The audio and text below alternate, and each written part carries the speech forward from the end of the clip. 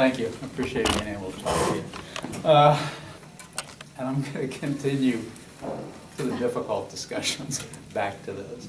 And I'd like to share some thoughts about the importance of keeping Carrie Smith's position as our high school social worker, and to urge you to keep that position even though she's gotten a RIF letter. And while she does multiple things in her job, I would like to focus on two things that I think are especially important there. One is the idea of increasing student success, and the other is the idea of decreasing the dropout rate. And earlier, I think you said 20 kids had dropped out, and that's, figure, $5,000 conservatively a kid. There's $100,000 we lose when that kind of stuff happens, and I think Carrie's work helps to make that not happen, helps to keep kids at school.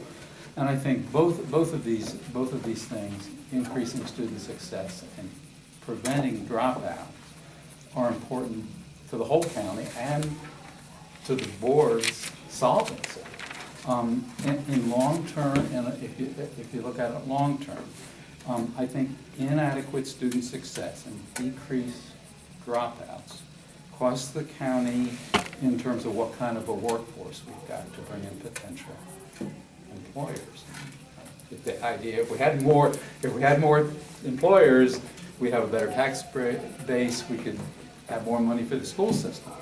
And I think long-term, those two things also impact social service costs when you have a population who can't make good decisions, can't raise their kids well, have health issues, have drug dependency issues. So I think there's a long-term impact that we've got to look at. But I think there's also a short-term, immediate kind of impact that goes back to the same about when kids drop out of school, we lose dollars immediately. We don't lose dollars 10 years from now. We lose dollars next year with 20 fewer kids. And when kids miss school, even though they might not drop out, when they miss school, it impacts our attendance ratios, and that has an impact on state funding. So you might say, well, how does the social worker tie into this? And I want to share a few examples of the kind of things that she does that I think does have an impact on it.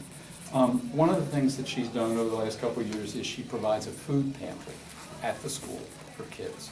So on the weekends, those kids that she knows come from families that have food security kind of issues, she has food there for those kids that those kids can take home, that food during the weekend. She has a clothing closet at the school where kids can get clothes if they need them. She annually does a coat and a glove drive for kids at the school. She's got a couple dropout prevention programs. We've had some in the past, things like Each One, Reach One. There's some peer mentoring kind of programs that she does.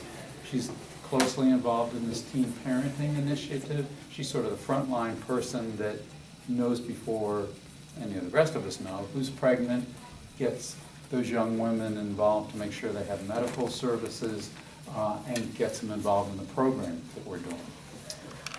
She also is somebody who, when a family gets a utility shut-off notice, works with the family to try to make sure that there is funding to keep the utilities on, gas, electric, those kind of things.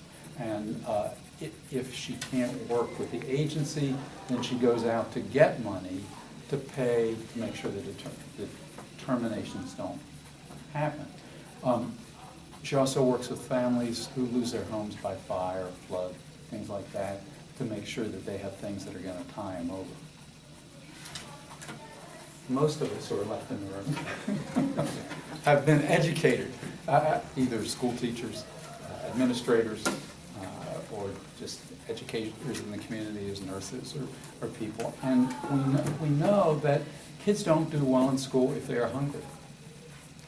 Kids don't do well in school if they